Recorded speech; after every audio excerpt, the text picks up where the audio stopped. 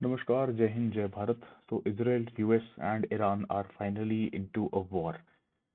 देखिए, इस सेशन में जो है मेन हमारा जो डिस्कशन का मुद्दा है वो ये है कि वॉर तो ये डेवलपमेंट्स जो हैं बहुत वॉलेटाइल हैं, अटैक्स जो हैं, रिटेलिएशन जो हैं दोनों तरफ से की जा रही हैं। बट इसका जो है भारत के ऊपर मेनली क्या असर पड़ेगा इन द इवेंट ऑफ, जो अब खबर आई है कि स्ट्रेट ऑफ हॉर्मुज जो है उसको आईआरजीसी यानी ईरानियन रिवोल्यूशनरी गार्ड्स ने क्लोज करने के लिए जो है वो आदेश दे दिए हैं कि इसको जो है शिप्स को वहां से बुलाया है कि आप यहाँ से जो है पैसेज के लिए ना आए, यहाँ से वापस हो जाएं अपनी सेफ्टी को ध्यान में रखते हुए। एंड क्या है ये ऑपरेशन रोरिंग लायन, जो इसराइल की तरफ से जो है नाम दिया गया इस ऑपरेशन को, और इकोनॉमिक क्या इम्पैक्ट पड़ सकता है भारत के ऊपर, जानेंगे इस वीडियो में। चलिए शुरुआत करते हैं। तो देखिए, ये जो पूरा इलाका है, यानी कि ये जो आपको मैप में यहाँ दिख रहा होगा ईरान, और ये ईरान के नीचे यहाँ पे है ये straight of Hormuz. Let me just zoom in. ये जो स्ट्रेट ऑफ हॉर्मुज है ये बहुत एक इम्पोर्टेंट पैसेज है दुनिया के ट्रेड के लिए। यहाँ से oil imports, oil trade, non oil trade, सभी कुछ जो है बहुत क्रूशली पास करता है। तो जो ये राइजिंग जियो पोलिटिकल टेंशन हैं ईरान, इसराइल और अमेरिका के बीच के अंदर, बीच में, है ना, इसके चलते जो स्ट्रेट ऑफ हॉर्मुज है उसको एज आई टोल्ड यू के क्लोज कर दिया गया है अब। तो इसका क्या इम्पैक्ट पड़ने वाला है? तो देखिए, भारत जो है वो एक is one of the top oil importers globally. And higher oil prices जो हैं वो हमारे लिए कभी भी अच्छी न्यूज़ नहीं होते। क्यों? क्योंकि सीधी सीधी बात है, हमारे लिए जो ये इंपोर्ट का खर्चा होता है, यानी जो है हमारा इंपोर्ट बिल होता है, इस इंपोर्ट बिल को ये एक्सपेंसिव कर देते हैं। और आप इस बात को समझिए कि इंपोर्ट बिल, तेल का बढ़ने का मतलब है अगर ऑयल का प्राइस बढ़ता है, क्रूड ऑयल का प्राइस बढ़ता है, तो यहाँ पे ट्रांसपोर्टेशन की कॉस्ट बढ़ती है, एनर्जी की कॉस्ट बढ़ती है। यानी कि तकरीबन सारे गुड्स एंड सर्विसेज जो हैं उनके प्राइस बढ़ने का चांस जो है वो इंक्रीज हो जाता है भारत के अंदर के। हो सकता है ये एक इन्फ्लेशनरी टेंडेंसी, यानी कि महंगाई को जो है बढ़ावा दे सकता है।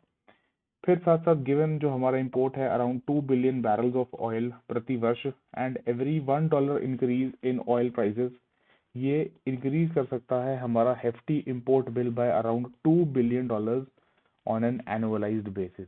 यानी सिर्फ $1 का अगर तेल के दाम में इंक्रीज होता है तो सालाना हमें इतना इंक्रीज जो है टोटल बिल में देखने को मिल सकता है।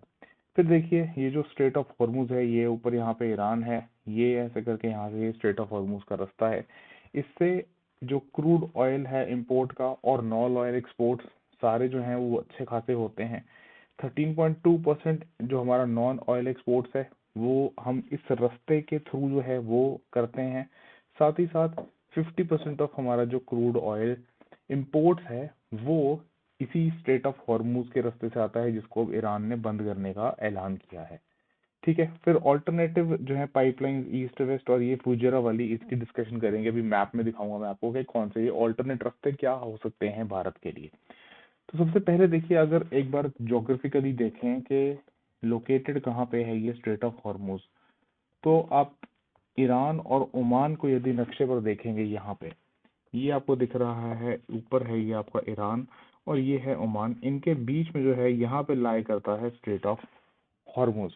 ठीक है, और ये दुनिया का बिजिएस्ट मैरीटाइम कॉरिडोर जो है ये कहलाया जाता है। फिर साथ साथ देखिए, it handles substantial share of global energy, यानी कि ऑयल के शिपमेंट्स अलोंग विद जो गुड्स का ट्रेड होता है, मर्चेंडाइज, यानी कि ना सिर्फ केवल तेल के लिए बल्कि तेल के अलावा नॉन ऑयल ट्रेड के लिए भी जो है इस रास्ते का प्रयोग दुनिया के जहाज जो है, कार्गो जो है वो करते हैं। तो ये देखिए, ये आपको दिख रहा है यहाँ पे ओमान, ये ऊपर दिख रहा है यहाँ ईरान, है ना। तो ये जो पूरा रास्ता है पर्शियन गल्फ से होता हुआ और ये गल्फ ऑफ ओमान, यहाँ बीच में जो है ये आपके पास this is your Strait of Hormuz, जो ये ऐसे एक आप कह सकते हो इन्वर्टेड वी शेप यहाँ बन रही है। ये है वो रास्ता जहाँ, जिसके चलते जो है ये ग्लोबल ट्रेड के अंदर एक भारी डिसरप्शन जो है वो देखने को मिलने वाली है हमें, या कह सकते हैं कि शुरुआत हो चुकी है उसकी। ठीक है, अब देखिए यहाँ पे सऊदी जो है वो भी अटैक जो फेस कर रहा है, यूएई भी अटैक फेस कर रहा है, ओमान, ईरान, ये सब जो हैं they are facing retaliation by the Iranians, है ना। ईरान को तो चलो खैर यूएस और इसराइल मिलके जो है अटैक उन्होंने किया ही हुआ है। तो इसके चलते देखिए फर्दर जो चीजें हमारे को यहाँ पे देखने को मिल रही हैं कि भारत का अगर हम डिपेंडेंस देखते हैं स्ट्रेट ऑफ हॉर्मुज की, तो 50% तो हो गया एक हमारे ऑयल के इम्पोर्ट्स के लिए। और केपलर का अगर हम डेटा देखें तो नियरली जो ये 50% इम्पोर्ट्स हैं टोटल क्रूड ऑयल के, they are moved through this. और आखिरी लेटेस्ट आंकड़े जनवरी फरवरी के भी हमें ये दिखाते हैं। फिर जो ये है, this marks an increase from 40% in November December, है ना, and our dependence on crude has increase in recent months after we decided to move away from higher Russian volumes and towards Middle Eastern suppliers. यानी कि Russia से उतना अभी ज्यादा उतनी supplies नहीं है, ऑब्वियसली सैंक्शंस वाला पूरा मुद्दा था। तो मिडिल ईस्ट से जो आप ले रहे थे तेल, और जिसका भी वॉल्यूम पिछले 2 महीने में इंक्रीज हुआ था और ज्यादा, अब वहां पे टेंशन जो है वो खड़ी हो गई है आगे। फिर हॉर्मुज जो है, straight of Hormuz linked imports increase हुए थे 2.6 मिलियन बैरल्स पर डे फरवरी के अंदर आज की डेट तक, कंपेयर टू जस्ट और अराउंड 2 मिलियन बैरल्स जो लास्ट ईयर तक हम करते थे। फिर देखिए अब जो ये बंद कर दिया गया है स्ट्रेट ऑफ हॉर्मुज, इससे ओवरऑल अगर इकोनॉमी को लेकर या ओवरऑल इम्पैक्ट देखें तो उसमें देखिए एक तो फ्रेट कॉस्ट यानी कि ट्रांसपोर्टेशन का कॉस्ट बढ़ेगा। ट्रांसपोर्टेशन में बहुत इंपॉर्टेंट एक जो कंपोनेंट है कि क्योंकि इतना ज़्यादा अब रिस्क हो चुका है, तो इसमें एक खतरा सबसे ज़्यादा बढ़ गया है कि इंश्योरेंस कॉस्ट जो होती है, जो आपका फ्रेट जा रहा है उसकी जो इंश्योरेंस कॉस्ट है वो बहुत ज़्यादा ऊपर चली गई है। और इसके चलते ये पूरा का पूरा ट्रांसपोर्टेशन यहाँ पे एक्सपेंसिव हो जाएगा। साथ साथ डिलीवरी के अंदर डिलेज देखने को मिलेंगे। ऑल्टरनेट ट्रेड रूट्स जो हैं वो एक्सप्लोर करने के लिए फोर्स हो जाएंगे ये सारे कंट्रीज एशिया एंड यूरोप के अक्रॉस। तो ये ओवरऑल अब क्योंकि वी नेवर नो ये कितना, देखिए यही बात है कि Russia and Ukraine was not suppose to last so long, इतना लंबा चलने का कोई किसी ने सोचा भी नहीं था। वहीं पे ईरान, इजराइल एंड यूएस थे। ये कंफ्लिक्ट, ये वॉर जो है कितना लंबा खिंचता है एज ऑफ डेट कोई भी प्रिडिक्ट नहीं कर सकता। सभी यही चाह रहे हैं कि जितना जल्दी खत्म हो जाए एएसएपी उतनी अच्छी बात है।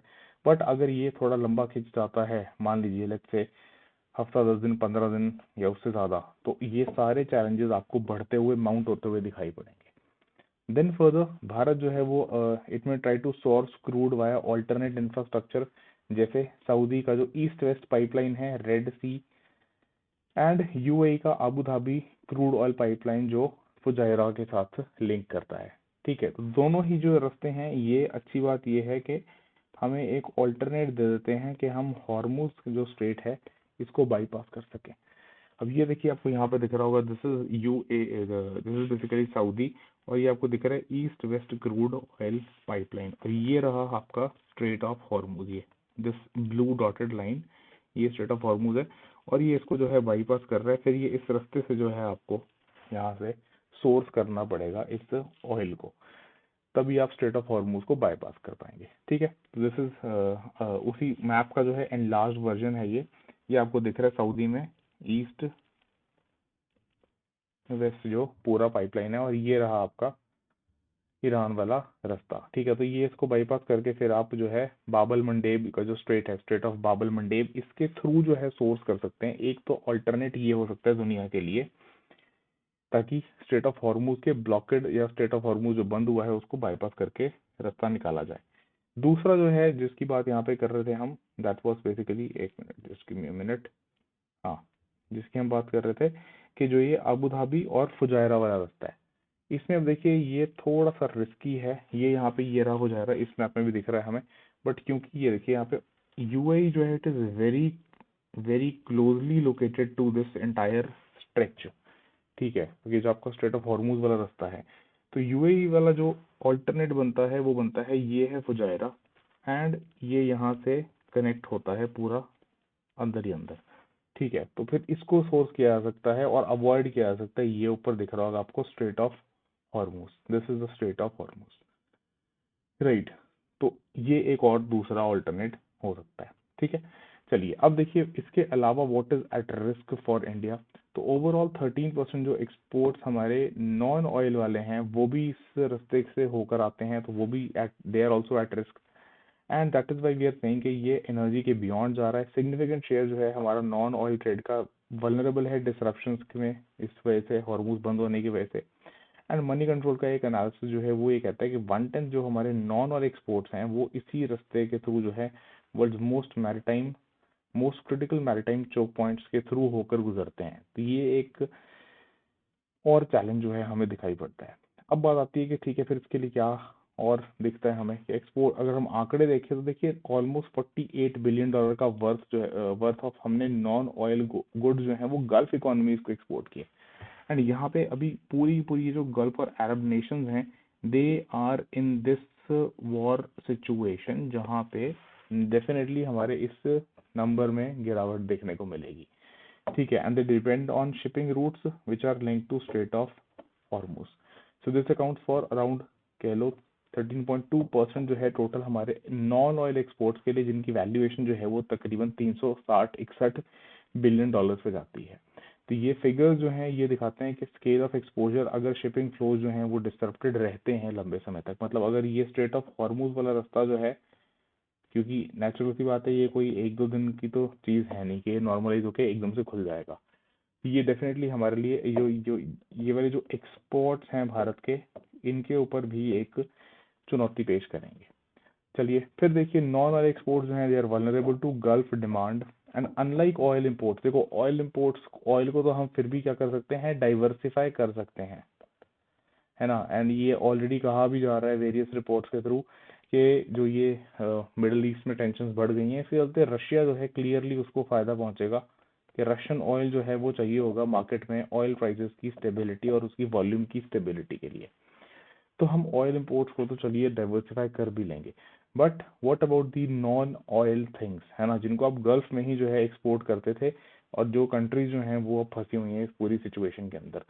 तो यहाँ पे तो ऑयल इंपोर्ट्स को इंडिया कैन ग्रेजुअली डाइवर्सिफाई, है ना, sourcing across different suppliers including Russians, but non oil exports remain closely linked to demand from Gulf economies.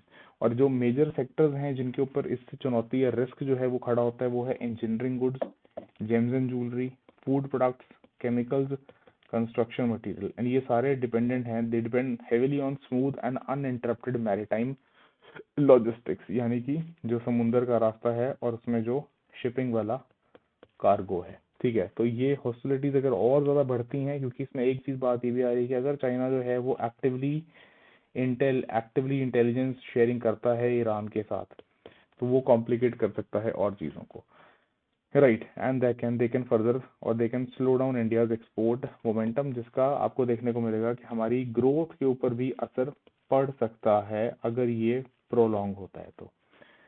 चलिए फिर आती है बात कि अब और क्या किया जा सकता है और क्या किया जा रहा है। तो ये देखिए ये एक दिसंबर 2025 में रशियंस की तरफ से बात आई थी कि work to activate Chennai Vladivostok Eastern Maritime Corridor जो है दैट इज ऑन। तो ये एक हम ऑल्टरनेट के ऊपर जो है काम कर रहे हैं, हालांकि अभी ये ऑपरेशनल नहीं हुआ है, बट ये कुछ आपको यूपीएससी के पर्सपेक्टिव से चीज़ें ध्यान में रखनी पड़ेंगी, क्योंकि अब ये यहाँ पे एक वॉर सिचुएशन में जो है इसराइल, ईरान एंड अमेरिका जो हैं वो फंसे हुए हैं। तो ऑल्टरनेट रूट्स जो हैं वो सभी जितने हैं वो हमारे लिए एक्सप्लोर करने हमें पता होने जरूरी होते हैं और वो एग्जाम के पर्सपेक्टिव से भी जरूरी होते हैं।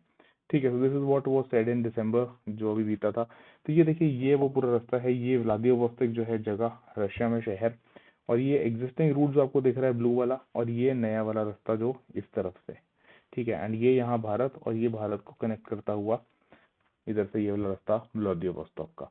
मतलब बेसिकली यहाँ पे हमने कहा था चेन्नई हमारे दक्षिण हिस्से में एंड ये व्लादिवोस्तोक का। तो जो ये एग्जिस्टिंग रूट है आपका, जो इधर आपको ये दिख रहा है पूरा, जो 8675 नॉटिकल माइल्स का है, इससे कम होके हो जाएगा 5647 नॉटिकल माइल्स का। ठीक है, so that is the proposed port of Chennai, India to port of Vladivostok in Russia। चलिए एक तो हुई बात ये, दूसरा देखिए कि अभी हाल ही में जो है हमने यूरोपियन यूनियन के साथ जो है एक फ्री ट्रेड अग्रीमेंट जो है साइन किया है। तो इसके लिए भी और अदरवाइज भी जो है ये आईमेक जो है वो बहुत क्रूशल है, India middle east Europe economic corridor, जिसके बारे में प्राइम मिनिस्टर अभी जब इसराइल गए तब भी इस बारे में बात हुई थी। तो उसके लिए ये पूरे रीजन की जो ये देखिए अब इसमें यहाँ पे ये वापस से ये रास्ता जो है देखने को मिलता है यूएई, सऊदी और ये होते हुए इधर पूरा यूरोप की तरफ। इसमें रेल रूट भी है एंड इसमें सी रूट भी है। तो डेफिनेटली अब यहाँ पे तो क्योंकि पूरी इंस्टेबिलिटी है इस रीजन में, बट यहाँ पे आगे चल के जो है समय के साथ यहाँ स्टेबिलिटी लाना इज वेरी इम्पोर्टेंट। तभी जो है हमारा आईएमएफ जो है और पर्टिकुलरली ईयू वाला जो हमारा भी है, जिसको mother of all trade deals भी कहा गया है ना, called as the mother of all trade deals, इसको अगर हमें इसके फ्रूट को सही में रीप करना है तो उसके लिए जरूरी है कि ऑल्टरनेट रास्ते जो चाहिए ये वाले रीजन में वापस स्टेबिलिटी लेके आना इज इम्पोर्टेंट है ना।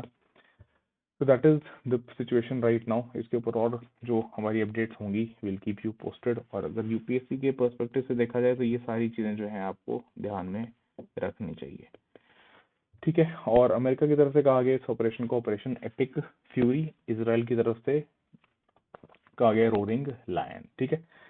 चलिए, तो आज के सेशन में इतना ही। एंड अगर आपने चैनल को सब्सक्राइब किया है, थैंक यू सो मच। नहीं तो प्लीज सब्सक्राइब कर लीजिए and do hit the like button. Subscribe करना बहुत जरूरी है, लाइक्स बढ़ाने भी बहुत जरूरी है, एंड आप शेयर कर सकते हैं इस वीडियो को। चलिए, तो अभी के लिए इतना ही। Thank you so much. जय हिंद, जय भारत।